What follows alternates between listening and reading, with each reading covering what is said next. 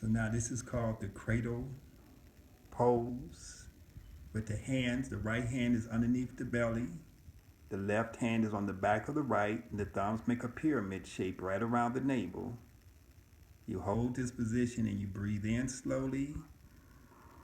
As you breathe in, you want to bring the energy up the spine to the crown of the head. When you exhale, let the energy flow through your arms into your hands and go into the hands and transmit that energy into the baby. So when doing this practice, the tip of the tongue is connected to the roof of the mouth to allow the energy to create a circuit. The inhalation pulls the energy from the base of the spine all the way up to the back of the neck to the crown of the head.